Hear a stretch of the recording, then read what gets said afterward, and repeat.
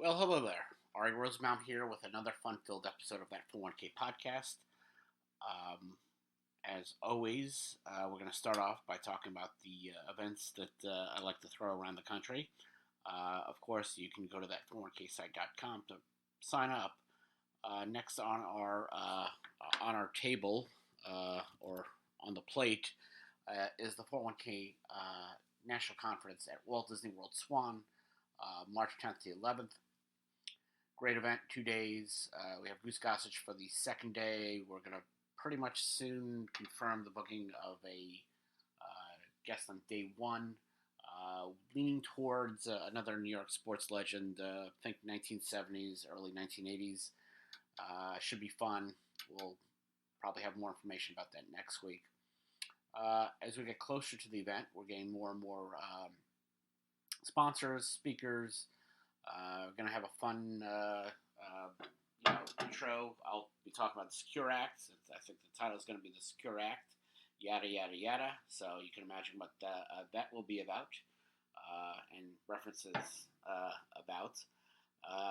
Wealth Prime is going to be there. We're going to introduce what they're working on, something really, really interesting for the retirement plan business for anybody who's prospecting clients.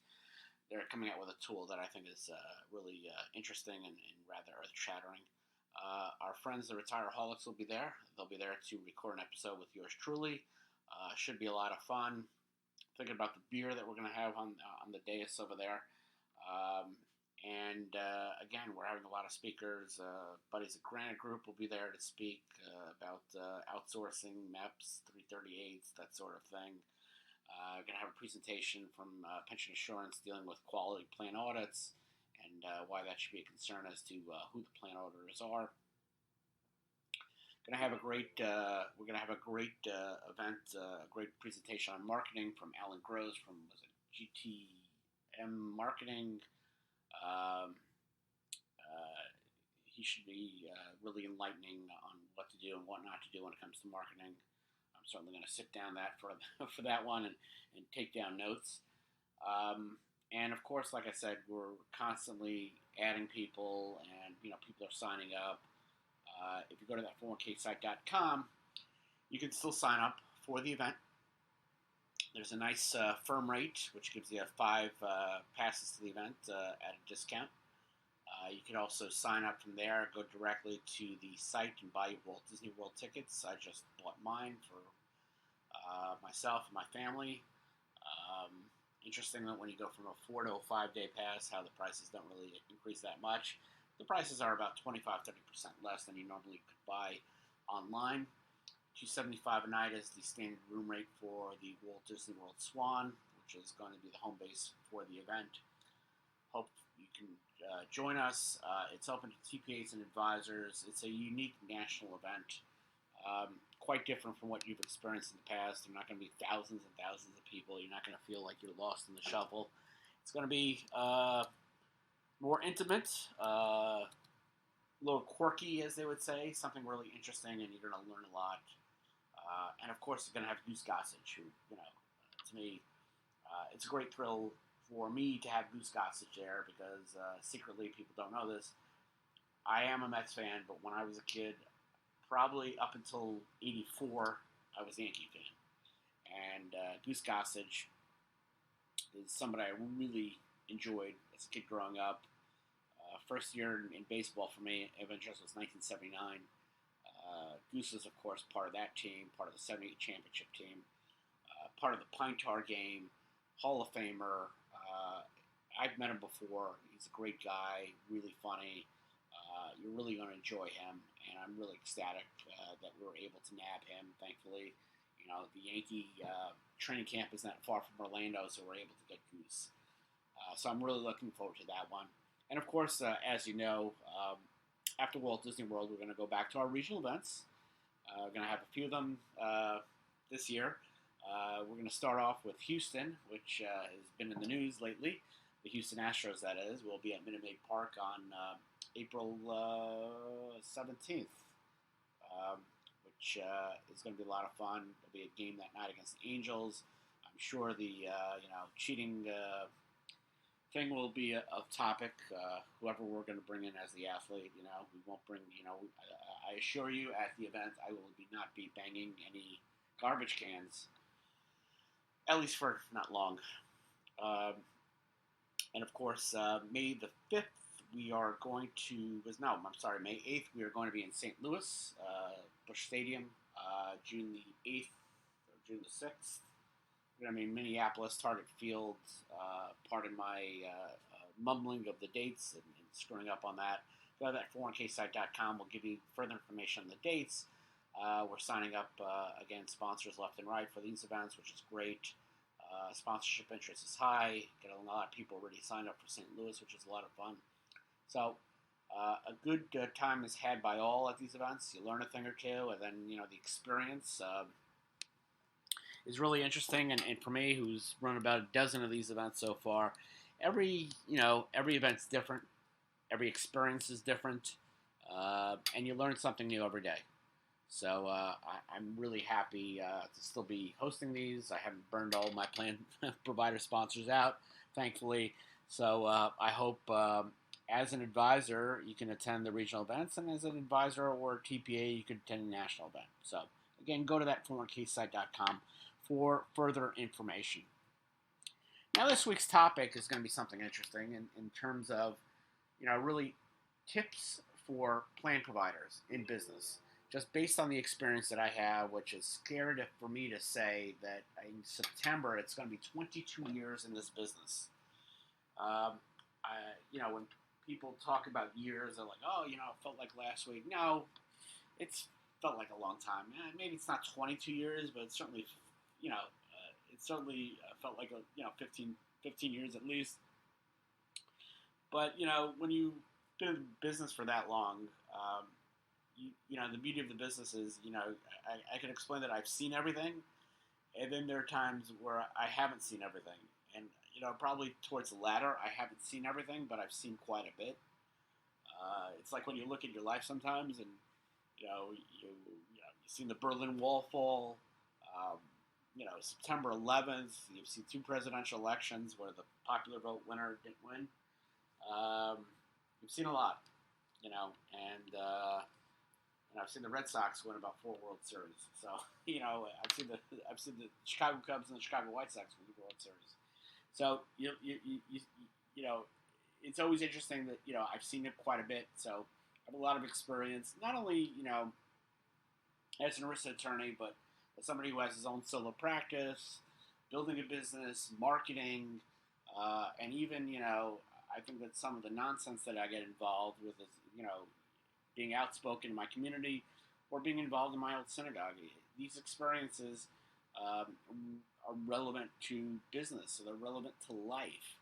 And, I enjoy, talking about these things because, quite often, plan providers who do these podcasts aren't going to talk about these things. They're just going to talk about, what the law is. And rather than, a lot of tips that you as plan providers could use. Number one on my list as a tip is obviously the Secure Act is an opportunity. Any change in the retirement plan business is an opportunity. Whether it's consolidation in this business where, certain TPAs are becoming, the 800-pound gorilla. Certain, RIAs are just, adding, RIA shops to be, a conglomerate, RIA conglomerate. Or, Schwab buys TD, there's so many TD Ameritrade. There's so many, not TD Ameritrade. But, all these things are happening. There's always consolidation. But consolidation is an opportunity. But let's go back to the Secure Act. The Secure Act is an opportunity, but it's also caution. Because any change in the retirement plan business, it's like a commercial for a superheroes movie. Some heroes will rise and some will fall. And that can be said about any change in the plan business. Some retirement plan providers will rise and some will fall. And that goes back to something that when I first started in the business, I worked for an ERISA attorney by the name of Harvey Berman. He had a small firm that was affiliated with this TPA that Harvey owned a piece of. So while I didn't work for what was then Mobius Tech and what eventually became CBIZ Retirement Services, Inc., I was a employee of Berman Sussman Forsetter. But everything I learned in ERISA wasn't through, taking a tax LLM degree or, taking the coursework. My education was thanks to a paralegal by the name of Marge Tracy. And Marge said to me, she had been around pre-ERISA. So she was there, she might not have had an autographed copy of the Bible, but maybe she had an autographed copy of ERISA. She was there in the business that long. And she said something really profound to me that really impacted me. And from then on, I would still have the same similar thought. She said, I was around during the Tax Reform Act of '86, and there were a lot of plan providers that couldn't adapt to a change. And that change, one of the biggest changes of TRA 86 is essentially defined benefit plans because of the changes in the rules and the qualification rules. They were essentially mothballed for a couple of years. And Marge said there are a lot of plan providers who just didn't survive TRA 6 and they just went out of business. And that's what I felt like when fee disclosure regulations were coming out. There were going to be a lot of plan providers who were going to thrive, especially those that were transparent way before the fee disclosure rules. And there were a lot of plan providers that were not going to survive through the implementation of fee disclosure regulations and dealing with the fallout of that. How many large insurance plan providers sold their books of business and left the business because they knew they couldn't deal with a fully transparent environment. And even still to this day, we still see some insurance-based providers who were bigger players pre-2012 that are struggling now. They may still be in business, but they're not the plan providers they used to be. But it's a big change, and with any change, there's opportunity. So, like for example, one of my favorite stories is I was working as a top attorney for a TPA many years ago, and at that time, the Pension Protection Act came out. So that's going back to 2006, and one of the big changes to me was the codification of the addition of automatic enrollment to the Internal Revenue Code. Prior to 2006, automatic enrollment was better known as a negative election. And the problem is because negative election was introduced through, I believe, either a revenue ruling or notice, I forget. It wasn't part of the Internal Revenue Code. There was no fiduciary relief, so that means there was no QDIA. And so effectively, plan sponsors who added negative election did it to juice up their numbers of the NHCs, the deferral rate, and they'd have to put in all their money in a money market account because there's no fiduciary protection. Once the PPA came along and they offered the QDIA, I really thought that this was a home run. So I worked for this producing TPA, and when the law passed, signed into law, I wrote a little email to the bosses, the powers that may be, as well as the top salesman, buddy of mine by the name of Rich Larita, our top actuary, and I wrote that automatic enrollment is something that we should push.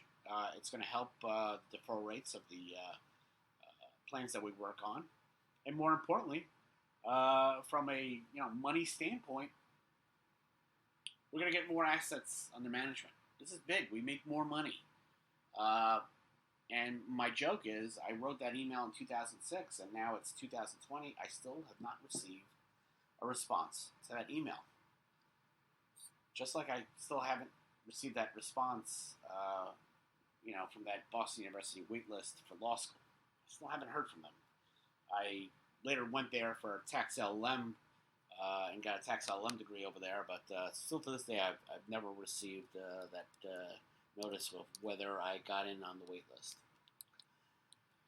But, that's the joke. That was a change. If you would have grasped onto automatic enrollment, listen, it was a win-win. And you got to look at the changes that the Secure Act uh, adds to the code. You know, I did a webinar just today with Lyle Hinbaugh from Granite Group, and I was going through, some of the Secure Act changes, and everybody's talking about MEPs and PEPs. That's great, but to me, the biggest change is the addition of part-time employees. Starting in 2021, we got to start counting the years in which a participant has 500 hours or more, and then they'll have to be available for the deferral component of the plan, which is a big deal. More people will be able to participate. Maybe it will help the deferral rate of the NHGs. Maybe it won't. But of course, you can always test them in 21-1. But it's something to jump on, something to identify to plan sponsors. The MAPs and PEPs, they speak for themselves. Great opportunities if you could get the assets. That was part of my discussion this afternoon, concerning about MEPs and PEPs. Yeah, everybody wants to start their own MEP and PEP, but are you going to get the assets that are going to be needed to get that cost savings and make it actually work as it's supposed to? It's a big if, big and, big all. But, that's something to consider. And look at, all these other changes. The tax credit. You're selling a potential plan to a employer that didn't have a plan before. Well, those tax credits, $5,000 over 3 years, that's a big deal. Using, some type of automatic enrollment, QACO arrangement, that's something to consider. There are just a whole host of changes. Look at the changes that Secure Act goes through. See what you can use out of there to push your business forward. Because there are your competitors are already doing that. I've talked to, a lot of the plan providers concerning PEPs. And they're planning. They're going to get to the market. 2021 is pretty damn close. And you just really got to act. I always say there's two types of people, those who talk and those who do. You want to be one of those people that does instead of talks. Talking is nice, but if you can't get to the marketplace, you're going to be crowded out by those who did get there first. Stephen Tyler from Aerosmith, always said things that come to those who wait were left there by those who got there first. So you need to be on top of the game and, get on top of it. Another big thing on my hit list, dealing with plan providers, you can't change the culture of your business unless the top of that company decides to change. I think that probably in my career, I think the most frustrating time I ever had was the 2-year stint at the semi-prestigious law firm in Long Island, which I can now say is Myers Swazi. I was an associate over there, and I had ideas. I thought I could grow a book of business, start a national ERISA practice, and I would start it by leveraging our existing clients. We had, really some, well-known Long Island-based businesses that we could, sell my services to. And what was interesting over there was they had this really unique system of partners making money. Now, when they advertised a job to me, I thought that this system would benefit associates, but apparently it only benefited partners. So what would happen is that if you originated the clients, if the clients came to you, and you're considered the originating attorney because you originated that business, as a law firm partner, you were entitled to 50 cents of every dollar that was brought in. So if we had an existing client, we had a well-known community bank. Well, if I sold my ERISA services, whoever brought in that business, for every buck I billed, that partner would get 50 cents. And do you know how much business I think there was? I was able to cross-sell my services to one client, and that was it. The partners, for some reason or another, they were all, I guess, solo practitioners that had been gobbled up by the firm, or they joined up with the firm. But they handled their clients like, there was a fear like I was going to steal them or or whatever it may be. And, I couldn't build a practice with our existing clientele. I would actually have to go out and get clients on my own. And, I realized that no matter what I could do, I couldn't change the culture.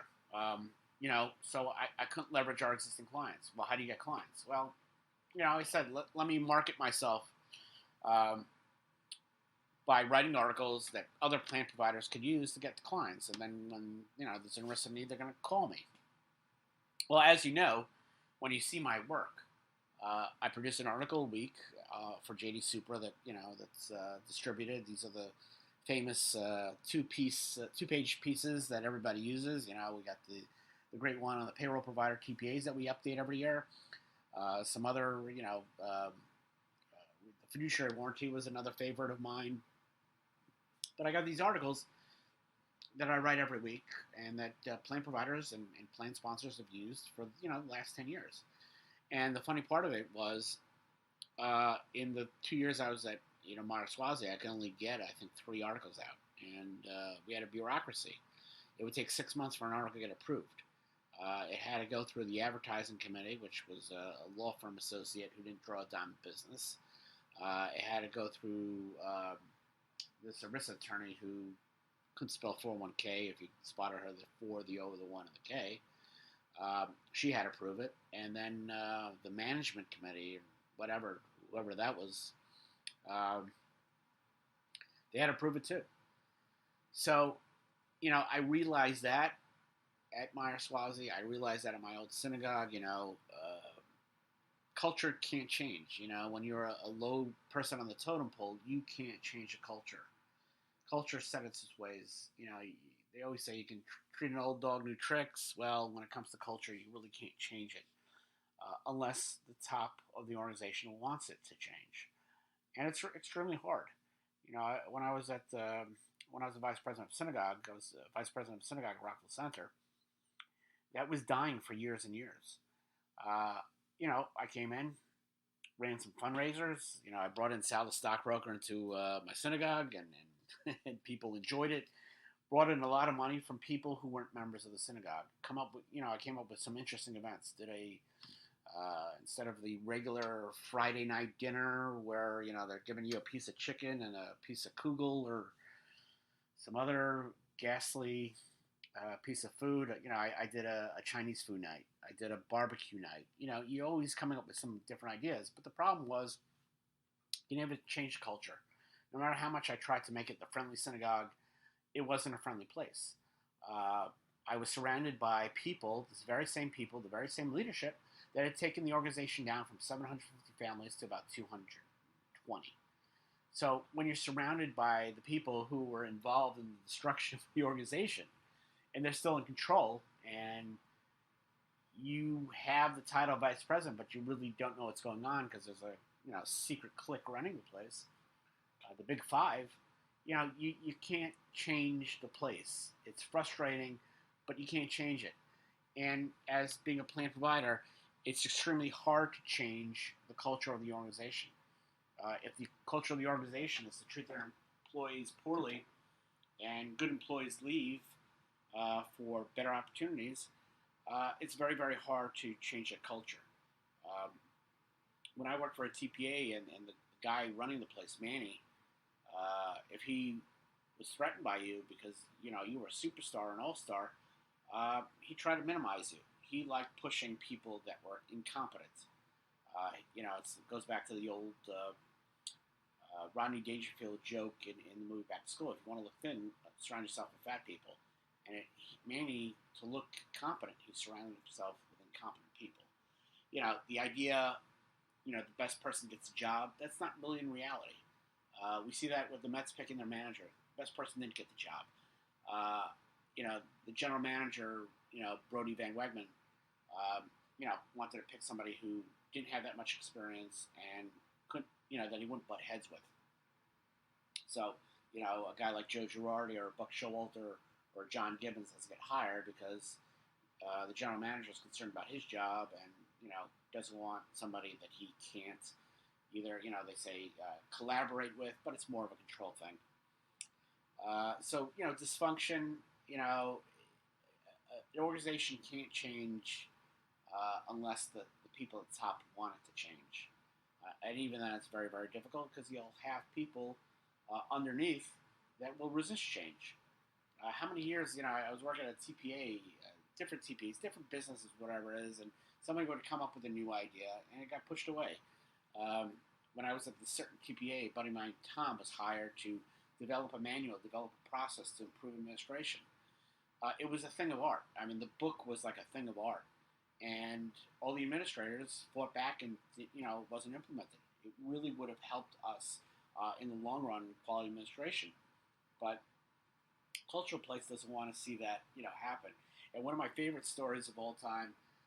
So I was working at that TPA in the city, and I had to do a lot of the work. I was photocopying plan documents. I didn't have an assistant. So when it came time to doing plan amendment letters, I'd actually have to retrieve from each existing administrator and beg them for their client lists because for some reason we didn't have one master client list. So I had to do a lot of legwork. And when I decided to leave and go work at this union law firm, they literally hired my replacement the day he got an interview. His name was Andy. I don't know whatever happened to him.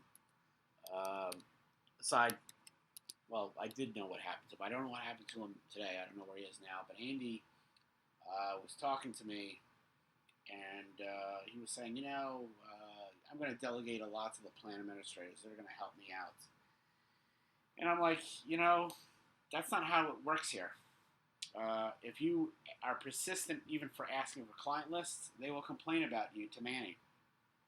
So I said to myself, after a day of sitting with this Andy guy, I said, you know what? I said to my wife, he's not going to last 6 months. He was gone in 4. The culture of the place, wasn't going to change. And I remember when I was still at that union law firm, he's emailing me something he sent to the people running the company, and he CC'd his attorney. You're not going to do this. You're not going to do that. Just making these I don't know. I wouldn't say they were threats. He was making demands on them that were, not something you should be writing to your bosses. And I said to him, you sent me that email, and I said, be prepared that you're going to have to pack up your desk soon. And he says, oh, no, I'll be fine. I think within a week he was fired. You can't change culture unless you're at the top, and even then, it's difficult. Next on my hit list, marketing. Marketing's a really big deal for me. Without it, I'd be some kind of low-level associate somewhere, even when I'm nearing 50 years old. I guess, I don't know. But marketing is the reason you're listening now. If it wasn't for marketing, nobody would know who I was. Nobody would read my articles. I'd be nothing. There would be no 401k conference. It's marketing that helped me along the lines. And I've made mistakes with marketing. I'm not perfect. I certainly say too much. And that's always a problem. People don't like people who are very frank and opinionated and whatnot. But marketing is a very, very important topic. Number one, marketing obviously has to be clear, concise. It has to be in a language that people understand. So, I still do the joke where, there are 2 types of risk attorneys, those who speak English and those who speak risk-ease, and I'm the guy who speaks English. So, marketing is a really important part. It's got to be clear, concise. It's got to be in a language that the people that you're trying to talk to understand. So marketing to plan sponsors is going to be different when you're marketing to advisors or TPAs or other plan providers because obviously their knowledge is a lot more. And I was successful because I broke down really difficult topics in ERISA and brought it into a language that people understand. And, there's always the cultural illusion, making jokes about Caddyshack, whatever it may be, and it gets people interested. A spoonful of sugar will make the medicine go down, as they said in Mary Poppins. So, you have to have marketing, targeted to how you get clients. I have, like I said, marketing to plan providers. Those are the sources of referrals for my business. You may have marketing that's directly to plan sponsors. You may have marketing directed to specific, plan providers or, accountants. And it's important that, you speak on a level that they will understand. Next on my hit list, improving the participant experience. I will say that over 22 years, I always joke that the only thing that hasn't changed is the enrollment meeting. But the age of the participants are changing. The millennials, I always have the joke when I hear somebody's age, and I'm like, I have articles of clothing older than that kid.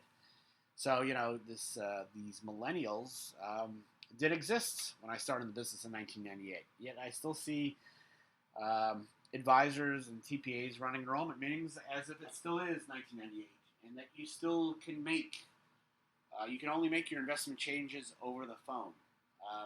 That's a joke, because when I started, we were still doing pretty much phone changes for the deferral fund changes and whatnot. And you could only get your balances through the phone. But millennials are different. Gen X, Gen Y. I don't even know these gens. Gen X. I know a Gen, but not these gens. I don't know Gen X and I don't know Gen Y. I think I'm Gen X. So baby boomer, millennials. Baby boomers today are in their 60s. Some are in their 70s. They were born after the war. Millennials today are 20-something. You can't communicate with a baby boomer and then communicate the same way with millennial. It doesn't work that way. Different generations, multiple generations, and you just really can't do it. And you need to really think outside the box, how to improve the participant experience. Apps are really good. Social media is really good. Paperless is pretty good. But of course, that doesn't work with, people who are baby boomers or even my generation. But, always think about improving the participant experience, because most plan providers don't. Of course, coming up with technological ideas. Some of the greatest ideas that I've seen in the 401k plan business are on the technology side. Different apps, different websites, different tools. When I met the Alfred brothers 11 years ago, talking about Brightscope, I thought it was a fantastic idea. Everybody thought, they were awful because their data on the 5500s were old. That's because that was the days before electronic filing. But they caught on. And other benchmarking tools caught on as well. And, the greatest changes in the retirement plan business are on the technological side. So look at your website. Look at what you could offer in something interesting that really, sometimes, bells and whistles go a long way. So it's important that you think about that. And of course, last on my list, start thinking about other synergies with other benefits or other features. So, for example, if I'm an advisor, I'd want to talk about HSAs. Listen, I can make money on assets in HSAs. If I'm a TPA, hey, why don't I get into the HSA business? Why don't I sell other services that are close to what I do, or get into other businesses that are close to what I do? I'm not suggesting that TPA go into the payroll providing business, because we know what a disaster the payroll companies are in when they decided to go into the TPA business. But I'm saying, look at benefits and features and, different kind of relationships and whatnot, that sort of thing. Build relationships with insurance brokerages, maybe get into the health insurance business for, your particular state. There's so many different ways to, get added benefits and added revenue, and won't really upset the nature of your business. But, there are plenty of synergies to be had. Your TPA, well, a lot of people go into the 316 business when you consider it. Like I said, HSAs, terrific consideration. Listen, I'm in the conference hosting business. So, always look to different ways to expand your, amount of services to tap, additional revenue streams. I always look at the example of Pepsi. Pepsi sold soda. Then they decided that they're going to go into the snack business. Snacks, salty snacks. that helps you sell sodas. More importantly, they went into the restaurant business at one point. They had, they owned Taco Bell, Pizza Hut, Long John Silver's, I think A&W at one point, Kentucky Fried Chicken, and restaurants are a great way to sell Pepsi. So look to other avenues, other revenue streams, other alliances that could derive you more income, which could certainly help you make more money, but maybe even be more competitive on pricing. And then, of course, adding bells and whistles. Like I said, a lot of technological ideas that you could expand on and further increase revenue by looking towards ancillary services. I've done that in my business, being a 316, hosting events, that sort of thing. And you're always looking to, easy ways to expand your footprint in the business. That's what it's all about. So I hope that you enjoyed this episode of that 401k podcast. Please go to that401ksite.com for further information on that 401k conference, that 401k national conference. And I hope to hear from you guys next week. Same podcast, same Ary Rosenbaum. Take care. Bye.